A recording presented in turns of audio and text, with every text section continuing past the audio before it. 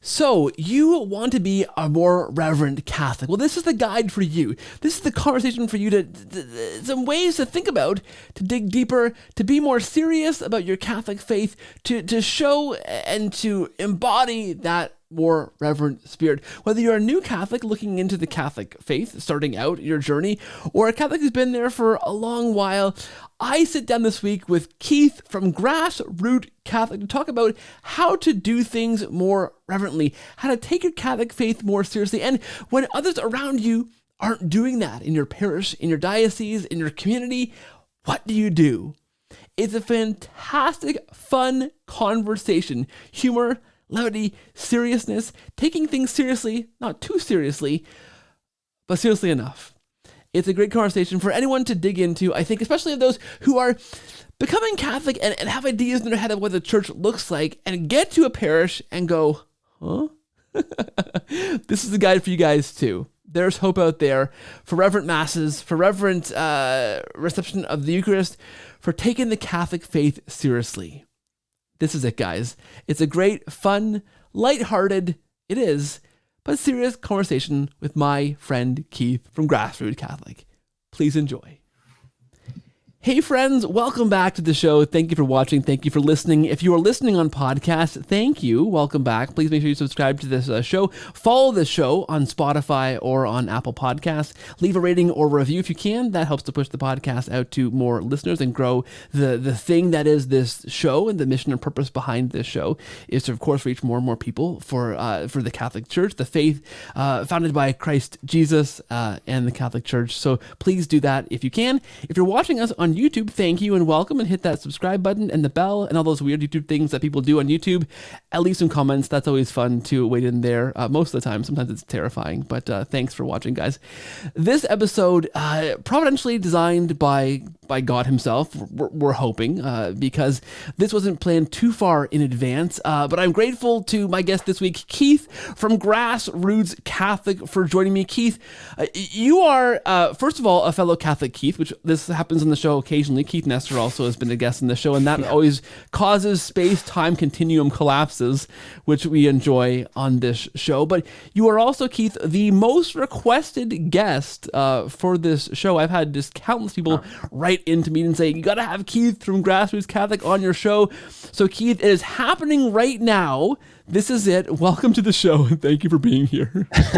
Thank you, Keith. Does it feel weird calling somebody else by the same name of like Keith? Like it feels weird when I say Keith to somebody else. Does that feel weird? I can't say my own name very well. I find it it's hard to pronounce. I don't say it very often. And this, I already know the answer to this because this is predestined to be. I already know what you're going to say because every Keith I meet says the same thing. But Keith, how often are you called Kevin? So it's so often, like all the time. You know, not so much like my obviously friends. They kind of know, but like know your name. Your professionally, like people call me Kevin. I'm like, yeah, I'm just gonna go. I'm just gonna. Sometimes I get a little sassy, and I'm like, Keith, it's Keith, it's Keith, and they're like, oh, I'm so sorry. I'm like, it's okay. But most of the time, you just go with it, right? You just, I just go. Everybody catches it. I was called Kevin just this afternoon, meeting a new couple that I had met before. Oh, hey, Kevin. Oh, no, well, close enough. We moved recently. I had new neighbors who he calls me Kev, which. Yeah. So I love he's an older gentleman, so I figured that maybe I can just outlast him, and maybe I don't have to ever correct him. He may just pass into eternal glory. And at his funeral, I could mention to his wife, hey, actually, it was Keith all along. I signed the guest book. I actually worked for a colleague for a year at a school where I worked who called me Kevin the whole year.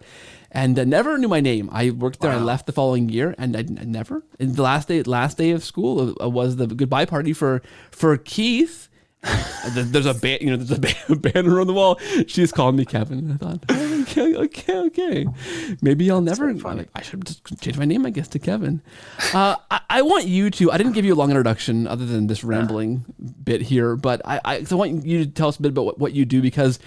You are, I said, the most requested guest on this show. Everybody who watches this show and listens to my show obviously loves you and wants you on this show. So you're well known by many people. Tell us a bit about what you do and how you started it, where it came from, because gosh, Keith, you're a bit of a phenom on, is that a good thing? A phenom? You're a bit of a thing on Instagram. Your stuff's amazing. I love it. It seems to be everywhere. Everyone loves it. Where did it come from? What do you do? Tell us a bit more about Grassroots Catholic.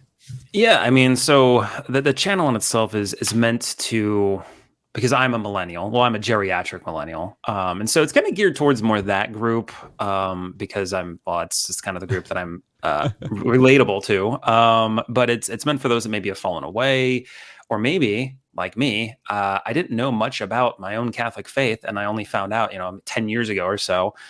And so, just trying to like share faith aspects in a quick, humorous way, and not being kind of so, how do I want to put it, like strict or like fuddy-duddy. Like nobody wants that. So, trying to do that and trying to get people, like, oh, there can be someone who's Catholic, who's not, who's more traditional, but is, kind of not mad trad, right? So it's kind of like that, just trying to share videos, talking about tradition, rich Catholic tradition that maybe we didn't know about growing up. Yeah, I gotta say it's an awesome. We're probably the same age. I'm also a geriatric millennial. Nice. That's a great term. Nice. I don't know how to use Reels on Instagram very well as you do. I aspire to your greatness, but obviously you've learned from the youngins a bit more than I have. Well, see, that's the thing. Like, I would look towards what like the secular world was doing with these like their own Reels, and I was like, okay, how can I make this Catholic? It's a very Catholic thing to take something that's very like secular and just awful and then try to and sanctify it a bit. I try. Obviously, I don't sanctify everything that I post, but it is what it is.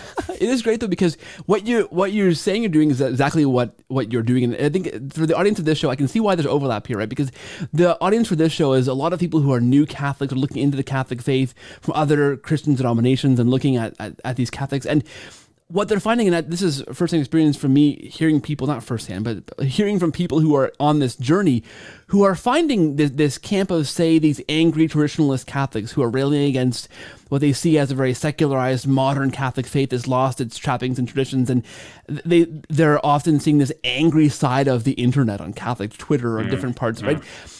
Or they're seeing this kind of Catholic faith that's very watered down and very kind of like, what drew them into the faith or piqued their curiosity was these traditional aspects, the smells, the bells, the reverent masses, these ancient pieces of the faith that date back to the very, very early church.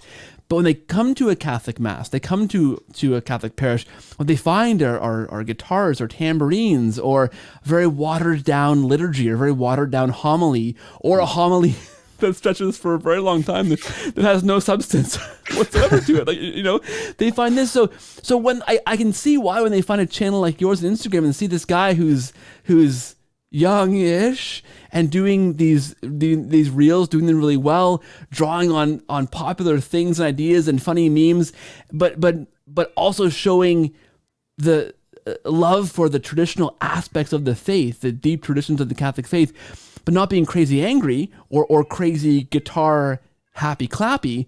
Yeah. Like I can see why what you're doing appeals to someone who's looking at the church and looking at and trying to figure out, is there a place for me in this church?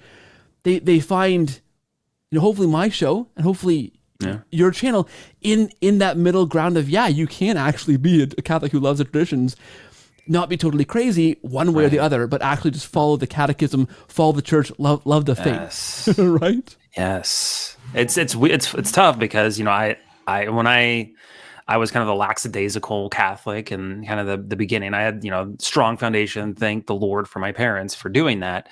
I went to Catholic school, and you know how that ends up.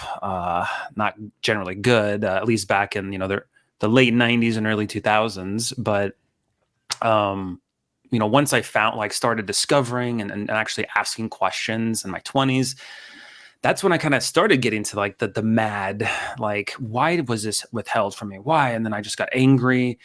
And then thankfully too, the pendulum swung back. And then I feel like I'm kind of in the center where like, I don't need to be angry. I also don't need to be, happy clappy, like you said. I need to be directly in the center, facing towards Jesus, and really just be more involved in my Catholic faith and understanding of it. And that's the most important part. I don't, anything else, I just need to focus on that, I guess. I don't know. Yeah. No, that's well said. Then there is that. And that's, I think, the core that's lost on people. So for me, I was evangelical since, say, grade 10, age 13 or so, up into high school and beyond. I ended up meeting working for an amazing evangelical kind of student church in university. And from there, began asking questions about the Catholic faith and became Catholic in about 2015, I think it was my official Team Tiber swim team official jersey hanging up back in the closet, and my wife the year after that. And for me, a lot of that experience of Catholics in, say, high school, in university, in those formative for me years of faith, were Catholics who didn't look very Catholic, right? We're Catholics who, like you say, were raised in the Catholic school system, who went to church, were brought up in the church, had the sacraments, but for whatever reason kind of fell away or didn't really take it too seriously, or weren't, like you said, something was withheld from them. They weren't catechized, I don't know, all the way, or really understood their faith. And that's the example that so many people, I think, get when they are thinking about, or have when they're thinking of Catholics. And so it isn't often like even a live option for somebody who's serious about following Christ to look into the Catholic faith, because the Catholics that they know or they've seen, right, are those kind of Catholics. So, yeah. I mean, I wonder what for you was the catalyst to move kind of from that, like maybe you were raised in this faith, you went to Catholic school, you had that foundation, it kind of fizzled away maybe. What drew someone like that, like you, back into a more serious faith? Yeah. So I guess a quick background. I went to Arizona State University. Enough said about that. I graduated and I moved to Chicago. I studied at Second City. I guess I should share. Like I got a degree in theater, and that was kind of like the route I was going to. And I passed down that line. I went. What am I saying? I had a talent agency, and I would go to commercial auditions, TV auditions, but that was a little bit further. But I went with a group of individuals that I did sketch comedy with at Arizona State University to Chicago to study at Second City. And there was, I guess the catalyst was we lived like literally like 5 minutes away from a Catholic church. And I was like, wow, I've never been in walking distance before. This is kind of cool. And as time went on, I was getting very homesick. The only place that would alleviate that would be going to the church. And so I started spending more time there, getting involved. And it just that kind of made me even more homesick because I really wanted to go back home at that point. But I also had this newfound, like, what am I doing with my life? Like, I need to figure this out. I need to go home. I need to like learn more about my faith. Like, I have so many questions. And so that kind of like started the proverbial snowball from rolling. So that's kind of how it started. Yeah, that's fantastic. And a lot of the mission I can see from the outside of your channel, from what I see, is sharing these traditional aspects of the faith, the beautiful things of the faith, in an accessible way that kind of makes sense. That I don't know what the word is. Re-reveals them, like you talk about things that are lost often, these practices that maybe are lost to Catholics, right? Like the fasting on Fridays and different devotions, or encouraging a good confession, these kinds of aspects of the faith that I think are often lost and aren't often taught sometimes in parishes anymore. What's important about those things? I'm thinking of somebody again who's looking in the Catholic faith, who goes, okay, I love the idea. I've heard this guy in the show talk about confession and talk about the Eucharist and talk about, how a mass can be beautiful and involve incense and bells and a beautiful liturgy. But I go to a Catholic parish and I can't find confession times because they don't exist. And I've never seen incense in my life in the Catholic parishes that I've been to. What do we got to do to not restart these things in the parish, but what would you say about the importance of those things? Somebody's looking in the faith and can't find those things. They do exist, right? There are places they can go to confession and have a good confession and find a good liturgy. Like these do exist out there, right? Yeah, I mean they do exist, and sometimes it's a little bit more difficult to find, depending on your diocese. But um, I think, and this is something that I've failed miserably at. I can admit that, but giving feedback to the pastor or the priests, bishops, because like oftentimes I've been here where I see something I don't like at mass, and then I just like, yeah, this is awful. I'm never coming back here. How are they going to know that there's an issue with this, or maybe it's something that they could add to make this more beautifully reverent or traditional? They'll never know because I left. So being vocal about it, like bringing it to their attention, even if by some chance they like brush it off, well, at least he gave it a shot. So and it's tough too, because especially with the incense, people are, I have breathing issues. I can't breathe when it's like, yeah, I understand that. I've heard that, and this is just random topic, I heard that there's organic incense that apparently doesn't cause any issues with like the cheap chemical version of the and that's probably why there were issues hundreds of years ago, because that was all organic incense. But yeah, nonetheless, I think it's just, you have to, if you can't find it, bring it up to your pastor or your priest and see what you can do. Yeah. I take sympathy with those who can't breathe, because I have asthma and it's quite bad sometimes. But my most amazing mass ever, though, I gotta say, was one Lent. We had these Franciscan brothers come up for a parish mission, and they just, I mean, I think they were themselves just oozing incense. Like it was everywhere. Like you could even see in the parish anywhere. And I had a bad cold and I couldn't breathe. I couldn't. I was coughing and choking, but it was an amazing mass. It was so good. Despite not breathing, it was an amazing experience. Like it was just so reverent and so thoughtful. And even the homily was just like, gosh, and incense everywhere. So, I mean, my best mass ever in terms of something that really impacted me at the core was this terrible smoky mass where I couldn't even breathe. So, I mean, it just goes to show. It just goes to show. That's yeah. How do you? So somebody who's looking for those kind of things, looking for a good confession, looking to revive those Catholic practices that they think exist, and then get into the faith and go, oh, no one does this. Like no one's fasting on a Friday. No one is going to confession anymore. A person that's looking at the faith like that, what would you say to begin to bring those things into? I mean, those things exist, right? You can be a Catholic and do those things that we used to do, in quotes, right? Like there are Catholics out there that are doing those things still, right? Yeah, well, I mean, sometimes you have to be kind of the person to lead. You have to lead by example, and obviously there's some things that you can't do because you're not a priest or the pastor at that particular parish. But treating the mass itself as reverently as you can. You can control your own body and what you do with it. And I mean that like by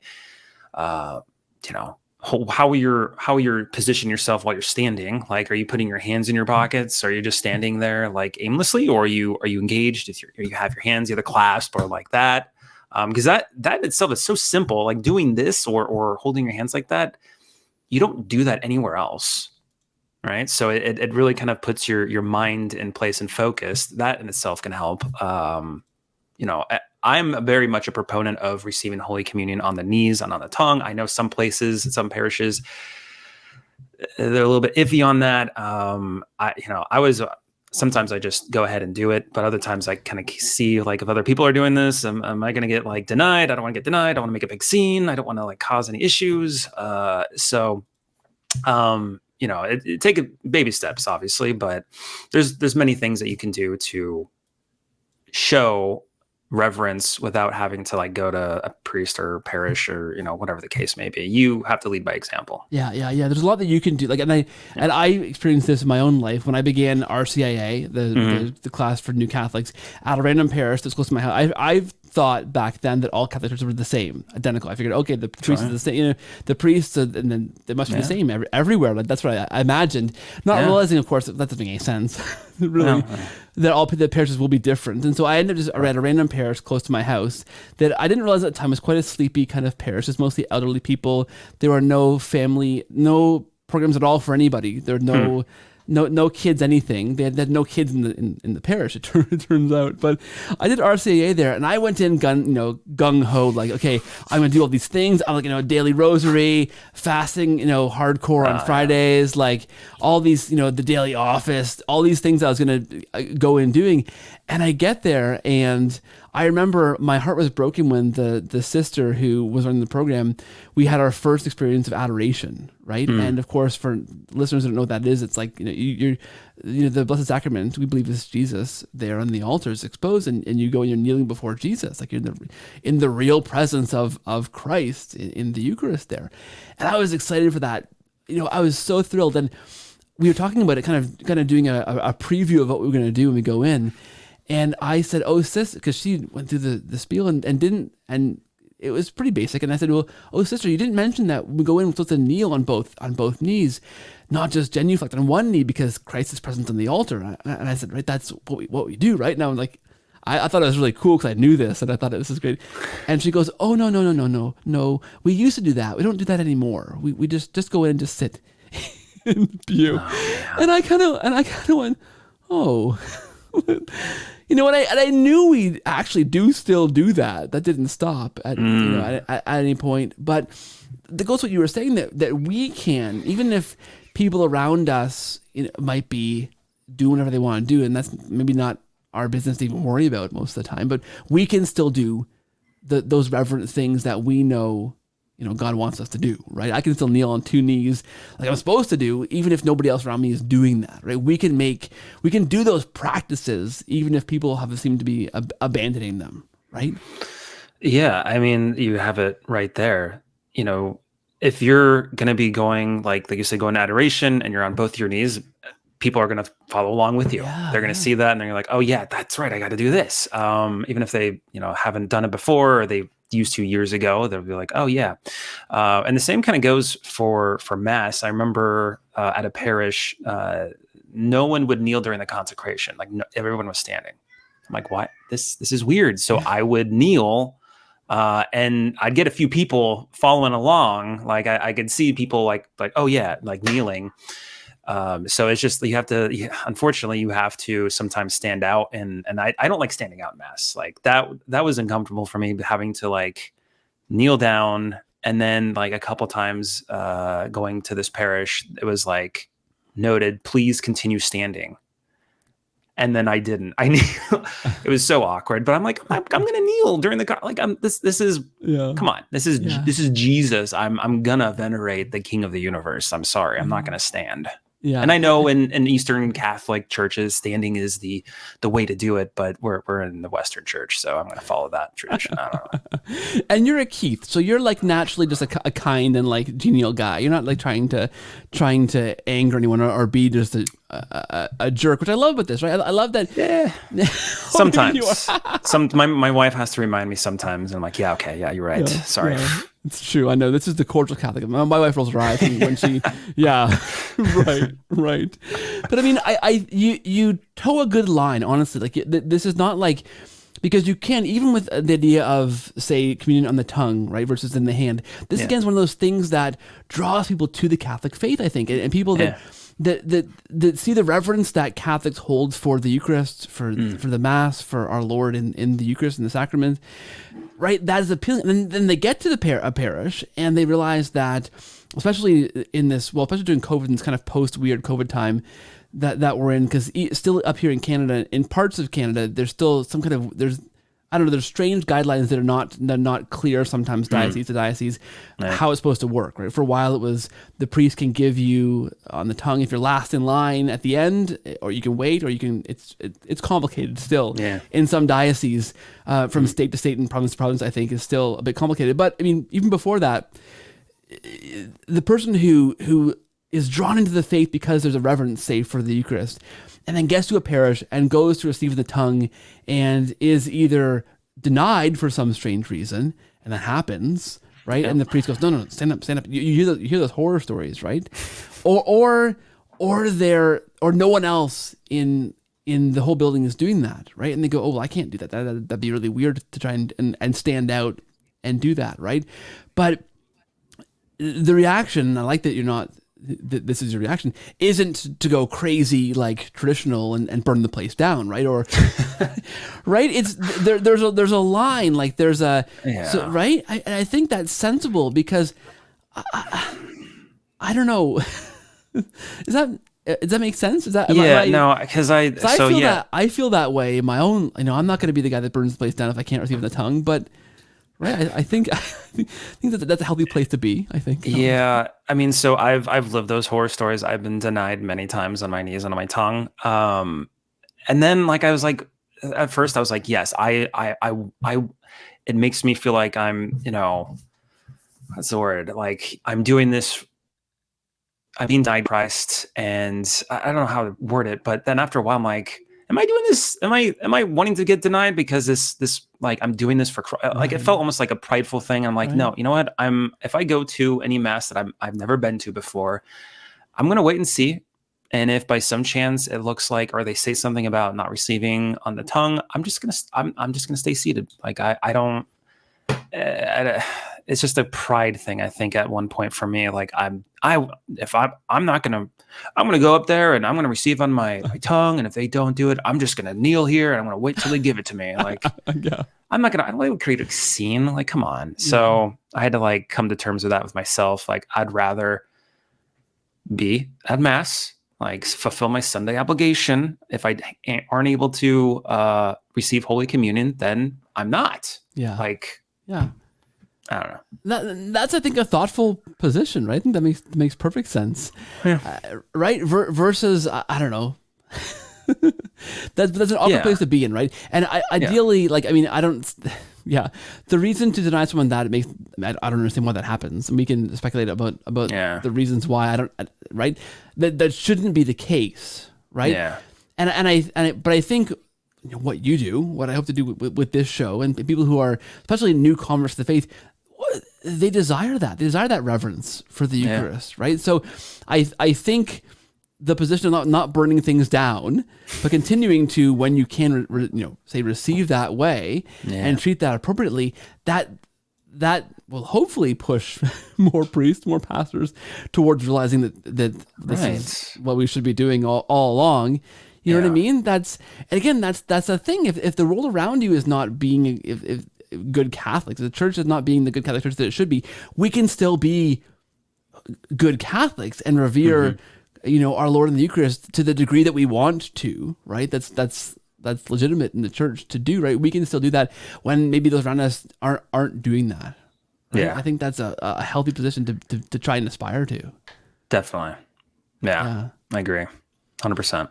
So you have this is great because I think this is something that's not talked about enough, and it's the beauty of another one of those things that's beautiful in the faith is confession and having a good confession, going to confession. Why aren't there more places to have do confession? Like why do I have to make an appointment? I think whenever you pop in my timeline, I feel like I'm always like yes Keith, like more of this. Because confession is one of those gifts that the church gives us that, gosh, I can't think of the number of converts I've had in this show who that's been the thing that draws them in. Time and again, that's the thing that draws people into the church to be able to go to confession, to hear a priest speaking in place of Christ, the words that Christ put on their lips that come right from Scripture, that they're forgiven. Like it's beautiful. Yeah. But then you go to your parish to try and go to confession, and it's like, it's half an hour before. This I don't get. Okay, half an hour after Mass sometimes. Which so you, I don't understand that. Half an hour before sometimes, or by appointment only, which is like, this is a beautiful. I understand, Keith, that we have maybe a priest shortage. I don't know if that's true or not, but maybe there's a priest shortage and not enough priests. I've heard different comments on that, but I'm not really sure where that stands. At least here where I am, there are not very many priests. Okay, we'll say that's fair. I understand it's hard to find priests to hear confessions all the time.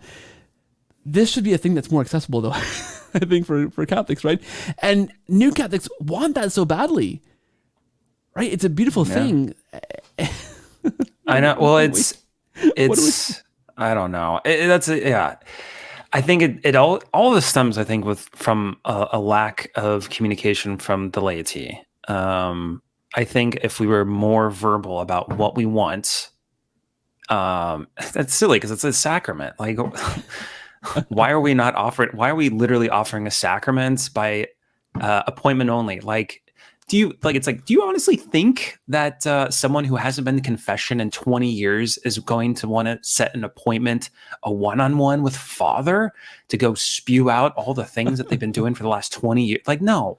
We want to do that in a confessional booth where we can't see the priest and the priest can't see us. Like, that anonymity helps so much, especially if you've been away from the church and you understand you have to do this. And like, it's so off-putting to have to go into setting an appointment. So it's a bummer, but I think it does come down to communication and letting the pastor, the priests, maybe even the bishop, like, hey, why aren't there more times for confession? And why is it 15 minutes long, like on a Saturday afternoon where I don't necessarily want to spend my Saturday afternoon in confession. I want to do it during the weekday or at night, after work. Like, come on. Yeah. Yeah. You know? I think the biggest challenge for people that in my age demographic these days is finding time to go with a young family. Okay. So we'll go to mass, we'll go to an early morning mass half an hour earlier. Like, that's not going to happen. Right. Or we'll stay afterwards. That's not going to happen. Or I'll go on a Wednesday before Wednesday evening mass. That's not going to happen. Like, there's right. So I find myself trying to bump into a priest I can randomly in the street and, hey, Father, are you a priest? Are you a priest? Are you a priest? Hear my confession? But I don't get, Keith, the after mass confession times. That makes no sense to me. So I can go to mass. I can't receive this. I can't receive anything because I need to go to confession first, but I got to go to mass to go to confession afterwards. It's kind of like, well, can I take the Eucharist and put it in my pocket, and then like after confession, then I can yeah. No, you can't. But it's a weird timing. I think I don't know. I don't understand that. I don't either. That makes no sense to me. Like, why just do it? Why not just do it before mass? Like 15 minutes, okay, whatever, before mass, whatever. 30 minutes, okay, whatever. That's way too short. But at least offer before. Give the people an opportunity that may be driving from far to have the sacrament so they can receive Holy Communion.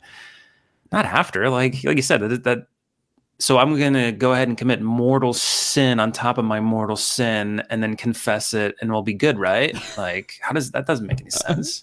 I don't know. Yeah, no, it doesn't make any sense, does it? But it's funny you mention that, like, you're bringing your family, because it's just me and my daughter on Saturdays, because my wife works on Saturdays. But I take my daughter in with the confessional and with me because, like, I'm obviously not going to leave her out there. So I bring her in, and it's hilarious because sometimes I don't mention that I have a 2-year-old with me, and so like she like starts making some sounds, and I feel like I have to preface it like, that's my daughter. Sorry, that's not me. Like, just the shuffling. I'm like, that's not me. I'm not a crazy person. Please. That's when Father assumes that you're possessed by a demon, like manifesting multiple voices. And I was wondering why to pray 5 rosaries. That's a weird. I never get that many. The holy water starts splashing over the confession. Yeah, that's amazing. Yeah, no, and I've been there. I've been there with one of our. I think our son was 2 when I did the exact same thing. Yeah. And I think I was nervous. I wasn't sure if I was allowed to bring him in. I was kind of like, well, can I bring him in? Like, it's supposed to be a thing that he can't hear. And the person before me actually went in with a stroller. Like, she wheeled the whole stroller into the. We had a reconciliation room, the whole room that had like then a little side partition where you could go behind the screen.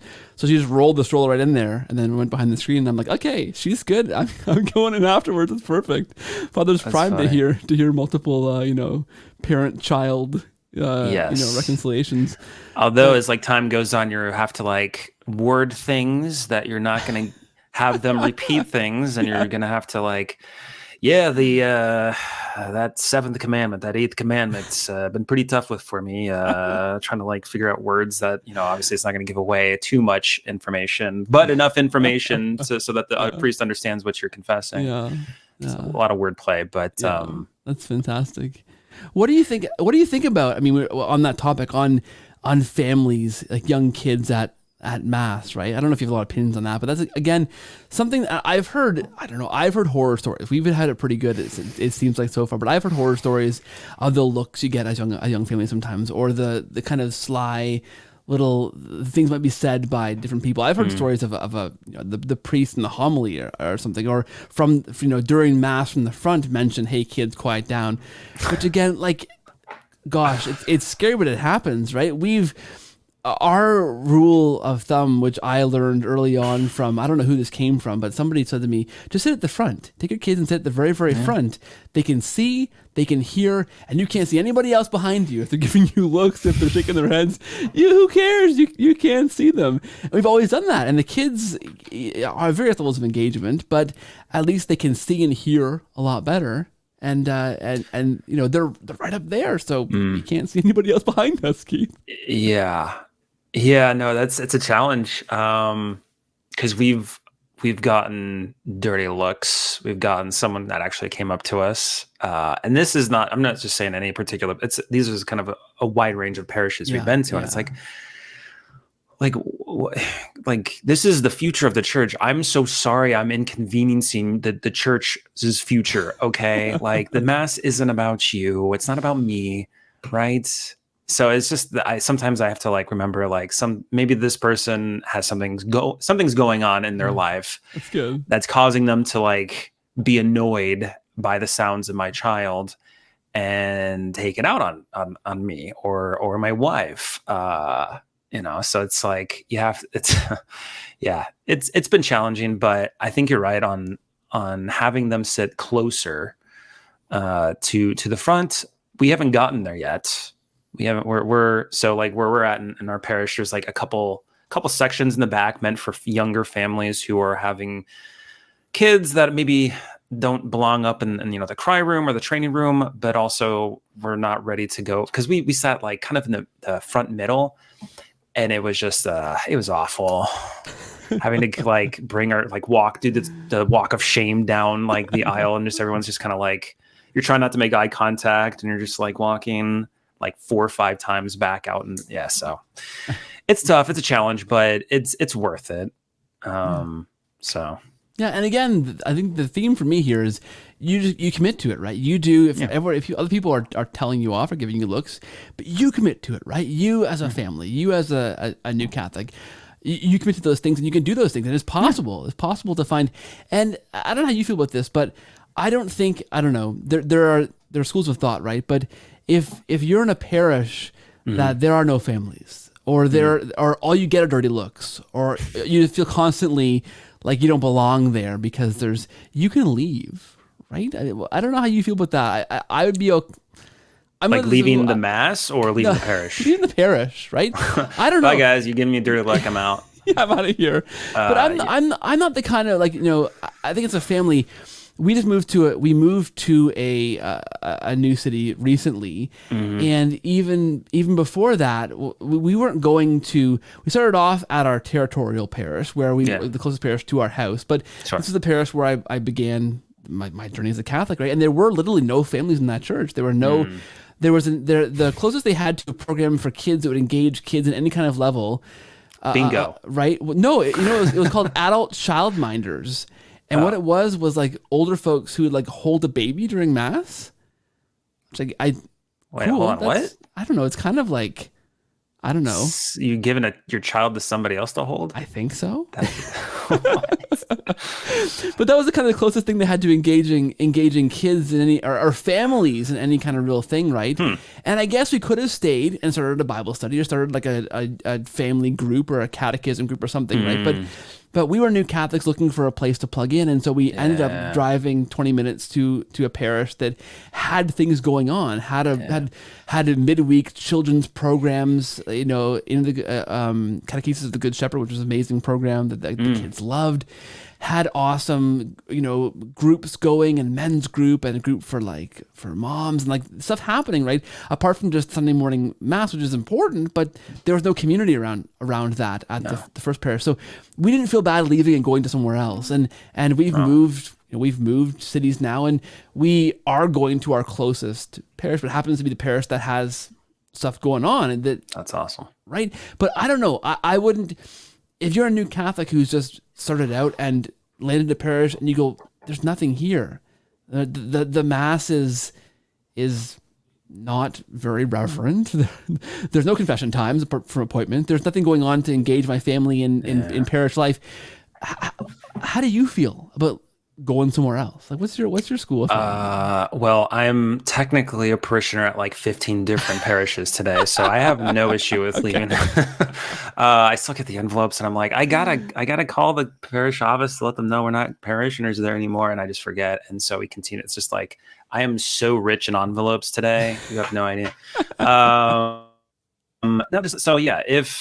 Another thing too, which I think has been a blessing with COVID, has been the ability to pre-screen parishes now. Yeah.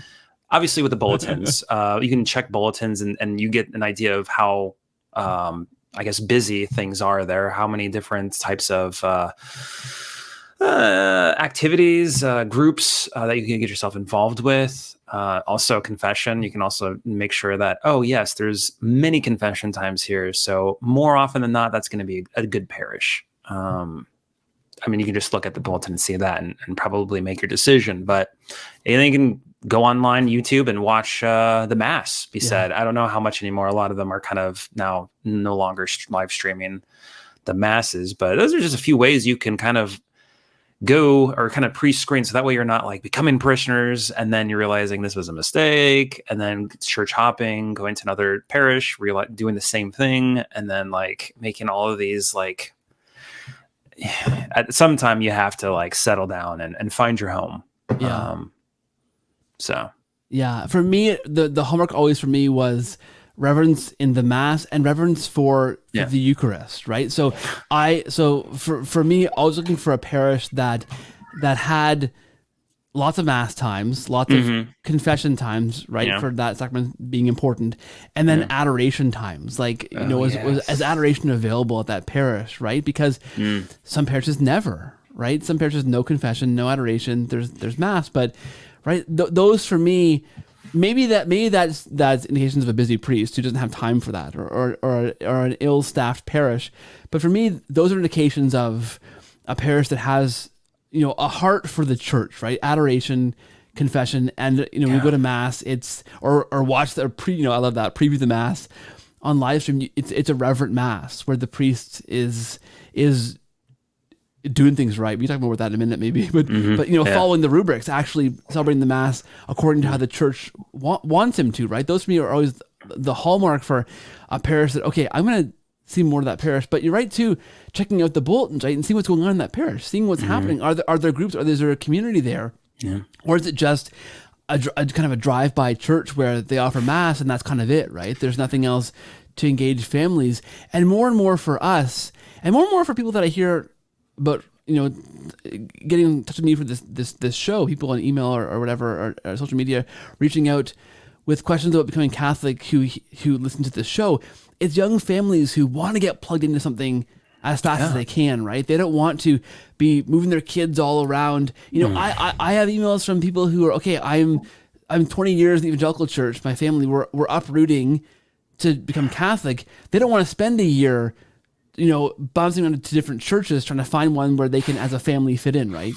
So I think your tips are fantastic in that respect, right? And one pro tip here is if you see a single word art image, run. Like that. No, I'm just kidding. I don't understand why people continue to put word art. Microsoft Word art is just they're never pretty to look at. Anyways, it's just you got to feel it out. And I give props to so many converts today because, at least for me, like I grew up in it. Like I know now there's some differences that I can kind of know the difference between, right? I can go to another parish, but if you're brand new, like kind of, you mentioned yourself, like you're like, oh, this is different than other parishes. Like no other parishes do that. So it's just, I give a lot of props to them because it's got to be jarring. Like you're going through all of this process, this learning of this rich tradition, this faith, and then you go to a parish that doesn't really uphold any of that, and you're like, where am I? What is this? What did I sign up for? My parents hate me now, and I'm going to this now. So it's just I have so much respect for converts, so much respect, and a little Well, slight jealousy for them being more on fire than I ever was as a young adult. So well, there is a thing about discovering the faith, right? That yeah. that is with new eyes. It's like, wow, oh my gosh, right? That I Yeah. hope is a zeal that then spills over to those people who are raised that way and didn't realize what they had, weren't shown what they had all along, right? But what you said there is, I think, it's interesting about your parents hate you, because that's the case so many times, right? And so what happens in my experience is, okay, so you become Catholic and you're excited about this cool thing, and you go to have your first child baptized, right? And you invite your family. And the last thing on earth you want is to have your family come to, your non-Catholic Christian family, right? Who are steeped in the Bible, who know the scripture well, who love the Lord, who've prayed their whole lives, who've raised you or your wife, evangelical, and now you're both Catholic, and they're like, what's going on? The last thing you want is to bring them to your Catholic church and them see like a hokey pokey liturgy or something, right? Like that's just the most painful experience, I think. I think, and you'd love this. I can't afford to fly guests anywhere, but I should fly us both out to this parish where in my hometown, when I occasionally am at home visiting my parents and we have to go to mass as a family on a weekend for there, and we end up at this parish. It happened a few times. Gosh, I don't know. This liturgy just is the epitome of all things wrong with with the liturgy. I actually, I mentioned this one time, a story kind of offhand to a guest I had in the show who's from the same hometown as me, and he knew right away who I was talking about in the parish I was talking about. And off air, he goes, "Yeah, well, I saw a water gun fight actually at that parish. It was a baptism, and it ended up being a water gun fight." And I'm like, "Yep, I know what you're talking about. This is the same. This is the same parish." Oh, it's just it's just ridiculous liturgy sometimes, right? And you wonder, first of all, why is this happening to begin with? But then the horror show of having your non-Catholic family there to see something that is just everything that's wrong with the way the liturgy is done sometimes, right? Yeah. You kind of go, oh, I'd rather them not see this than see this, rather than have their ideas of what the Catholic faith looks like in their head, than come to an actual mass that's done so terribly and see this. Yeah, how are we supposed to evangelize non-Catholics when we bring them to that? They're not going to take it seriously. Yeah. That's been a struggle for my wife and I. We want to bring some of the friends that maybe we have that aren't Catholic. We want them to, obviously come on board. But when I'm embarrassed to have, I would be embarrassed if I have that feeling. I'd be embarrassed for them to come and see what is happening when, the mega church down the street can do, a better version of the song that they're trying to play. Like, it's just, it's tough. But then when you do find a great parish that does take everything seriously, this is something I want everyone to see. I want people to see that. I want people to experience this holy mass and experience adoration, because I think that's what is going to change someone's heart, is going to those things that are being taken seriously of. So yeah, and doing this properly is just following what the church tells you to do, right? I mean, I have a priest friend who's a new, recently ordained priest who says, I just read the general instruction for the missal. I just do the mass like it says to do in the book. I follow the guidelines the church gives me, and that makes the mass reverent almost automatically, right? It's a matter of just following the guidelines the church gives you, and not ad-libbing, not taking away, not adding anything, right? That I think makes a reverent mass. Am I wrong? What do you think about that? Yeah, I mean, I don't know why priests do ad-lib. I don't know why they try to change things. I don't know if they're bored. I don't know if it's a pure misunderstanding of what they're doing. I have no idea why they do that, but it's like there's a recipe, right? There's a recipe for the most amazing, I don't know, like meal, right? And you follow the instructions and it's going to end up perfectly. But if you decide to throw in something that doesn't work with it, it's not going to taste right. It's going to be a ruined meal, basically. So I kind of feel like that's kind of what it at least from my brain to understand, why we should keep to what was given to us by the church. Why we don't need to ad lib, we don't need to change anything. We shouldn't, we can't. at least not without the proper channels, right? And that takes time. So yeah, like just read what you've been given. Just do it. Like you don't need to add anything. We're not going to be bored if you do the rubrics, but you start adding things, it's going to get boring because they're usually contemporary and they go out of style. So I don't know. Yeah, I think the worst thing is, I mean, for a new Catholic who expects the Mass to be a certain way to get there, and realize, oh, the singing is like, we're trying to be. I mean, the funny thing is, because my wife and I are both evangelical for a long time, and she was raised, Baptist. Yeah. So we're singing sometimes songs that are from, this is popular in the 90s when I was in the Baptist church. We used to sing this song, and we're singing it now in 2023 in a Catholic parish because they're trying to be modern, which the modern is 30 years out of date now, right? But it's when you have this rich tradition of Gregorian chant or these rich hymns or this rich singing tradition that is far more rich than trying to be modern by pulling these things out of the 90s kind of Baptist hymn book kind of thing, right? And the worst thing I think is, as a new Catholic, going to a parish like that and going, oh, this is what the singing's like? This is what like, and again, the singing, if you are a Baptist, the singing is different than its purpose in the Mass. Like, right, when we were evangelicals, what we would call worship, the worship part of a Sunday morning service was singing worship songs, right? That's what we called worship. Yeah. Now as Catholics, that's not worship. We do worship, that's a kind of worship, but we worship differently in the Mass than just singing those songs, right? Sure. So the purpose of the songs is different, but it's still, you're still taking part of the Mass that could be reverent and could be really holy and uplifting and draw you deeper into the mystery of the Eucharist, and you're drawing the 90s Baptist hymn book out to sing these songs that are off key and just kind of sound terrible. That's too bad. Right? Yeah. And the thing is, like, I've heard some contemporary music, meaning that it's relatively new. I've heard it in Mass, and you know what? Okay, that I'm okay with that.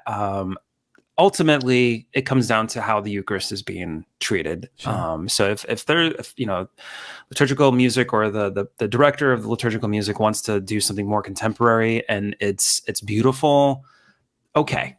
I just want to be able to receive, on my knees and on my tongue. If I can do that, okay, whatever. And if it's a reverent Mass, okay, and it's just the music, fine, whatever. I don't have an issue with music unless it's from the 60s and I cannot stand it. I don't want folk music. It's just that's when it becomes it takes you out of the Mass, because it's like, what am I doing here?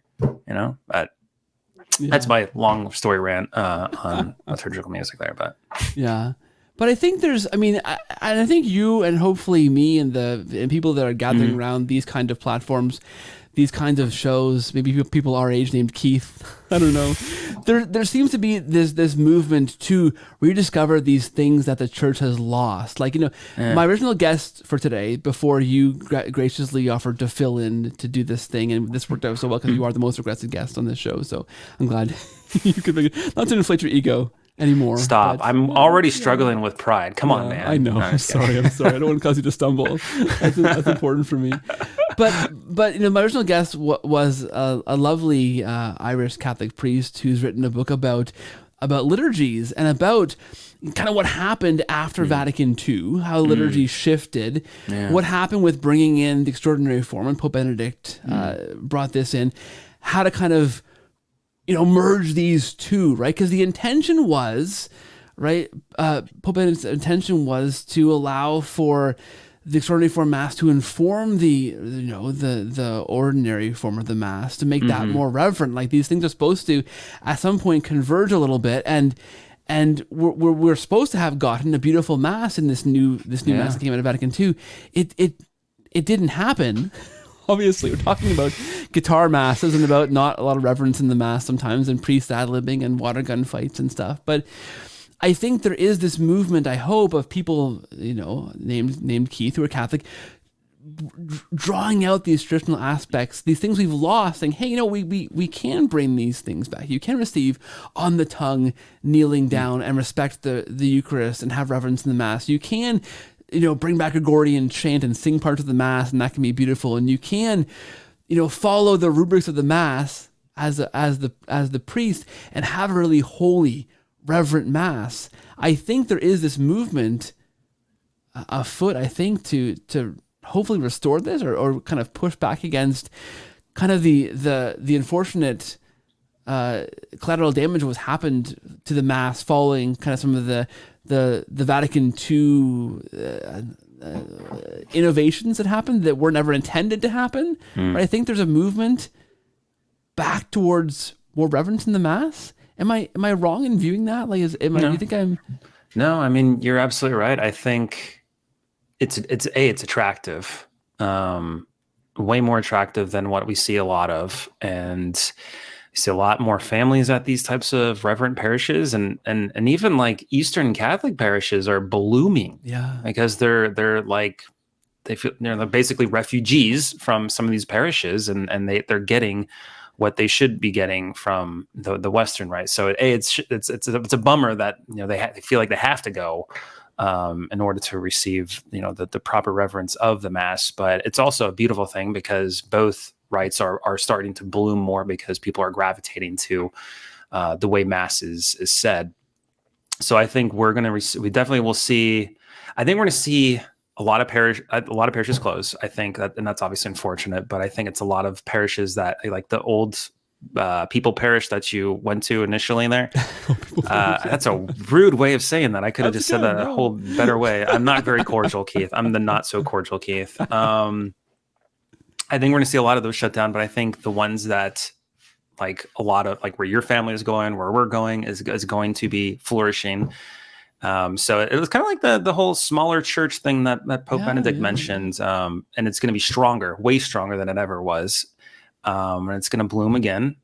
So you just have to have hope that things are going to get better. I think things will get better once millennials are going to take charge of the church, millennial men. Can you imagine a millennial pope or a Gen Z pope? I can't think of that right now. It kind of scares me a bit, but I think you're probably right. But like you think about it, it all starts in our domestic church. If we start building up our domestic church today, it's going to improve the church tomorrow. As cliche as that sounds, but so there's hope. But you're right. You're right, Keith. Of course. And that's again back to the what? Yeah, of course you're right. You just call your name Keith. You're right. You're right, Kev. It goes back again to the idea that I think it feels to me like a theme here, right? That it begins with you and your family. It begins at home, right? Yeah. Whatever the parish is doing, whatever the diocese is doing, whatever is going on in the larger church that you might disagree with or find not reverent, or maybe you're right, maybe you're wrong, and sometimes you can be wrong. You can feel like, this priest isn't doing things right, and maybe you're the line. Maybe the priest is doing okay. You got to be less prideful, right? And I get that. I'm a very prideful Keith as well. Sometimes I got to check my own self, right? But whatever the world is doing, you can still be that Catholic family and raise and practice that domestic church at home. Like it begins there. Be reverent at home. Teach your kids about the Mass. So when they go to Mass, even if it doesn't seem like they don't see a reverent Mass happening, right? Or they see weird things happening and people who are doing strange things, they know what we believe as Catholics, right? Yep. Again, that's I think how you make these things right. How you try and not be a terrible Catholic or be a better Catholic. It begins despite what's going on sometimes, right? Yeah, exactly. Yeah. Yeah. What would you say? I want to ask you one more question in closing here. And I'm thinking of that Catholic who is, or the person who's become Catholic. They're a new Catholic, and they're realizing that, or finding that doesn't seem like people are taking the faith as seriously as they hoped that they would. They watched you on Instagram. They saw this guy with a cool thick beard. Really, it's a nice beard, by the way. Thanks. I was gonna make a Jamaican joke, but yours is darker and thicker. His is longer. I don't know who wins the beard game, because I bet if you grew it long like Jamaican, you'd probably. I can't touch the Aiken beard. That's majestic in its own. It'd be a toss up. I'll put it that way in the beard wars. But somebody who is that person who's become Catholic because they saw or they perceived as this reverent church, this high regard for the Eucharist, Jesus and the Eucharist, the sacraments. and they get to parish after parish of what doesn't seem like it's what the church they thought or hoped it was, or they encounter something that pushes them away from the church. They encounter a bad priest or a bad experience. Is the advice just keep going, like keep looking? What would you say to a person who's reaching out to say, hey, I love this faith, but I'm not seeing it, I'm not experiencing it. I'm finding terrible Catholics and terrible priests and terrible parishes. I'm giving up.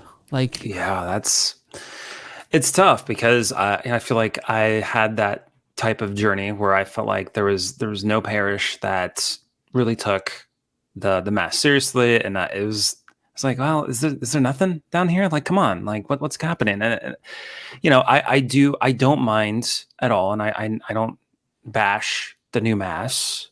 I'm not going to bash the new mass, but after going to a traditional Latin mass, like I don't think there was no other alternative to that by just going to a traditional Latin mass parish. There were no reverent new masses that we could go to that, there wasn't something wrong. Like, so it's just keep searching. If it means going to a traditional Latin mass parish, check it out.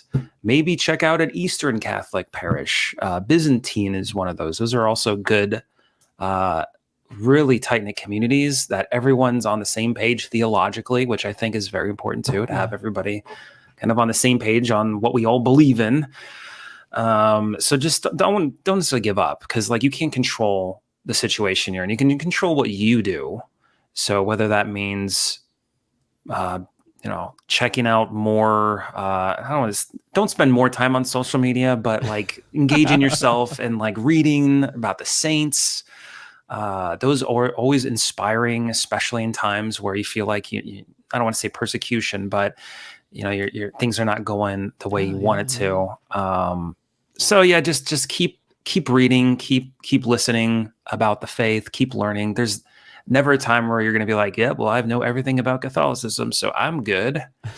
There's always something to learn about it. So never stop learning. And then if that absolutely means you need to move somewhere, then you obviously need to pray on it. And that might be the next choice, finding an area where there's some parishes that do take the mass seriously. So, yeah. Yeah, that sounds fantastic. Yeah. Well, it's been a pleasure to have you on the show, Keith. Yeah. Not least because you're called Keith, and it's always nice to talk to your fellow Keith, and enjoy saying my own name a bunch of times to somebody else, and to relate to somebody who's called Kevin. Yeah. It feels nice to have this little kind of therapy session. Yeah. Thank you. It's not just me. It's somebody else. No, we can, share war stories about how people call us the wrong names. We can. Grassroot. I was saying Grassroots Catholic. It's Grassroot Catholic, right? I've been saying. Yeah, it was one of those things where it's like, you get called Kevin. I'm not going to correct you. That's the worst. So instead of calling you Kevin, I just said your Instagram name wrong. It's okay. Don't you know what? They already know where you are. They're already watching your channel, so they don't even need to find you. They already know. It's a letter that's pretty far into the name, so they'll type out Grassroot and it'll probably pop up. Yeah. Anywhere else you want to send people to find your stuff? I would say YouTube. I'm branching out on more long form videos. Oh, boy. I kind of started that in the beginning, but then I realized there's a lot more work involved, and so I went to Instagram because it was less work. But I want to actually focus now on YouTube and try to not put all my eggs in one basket.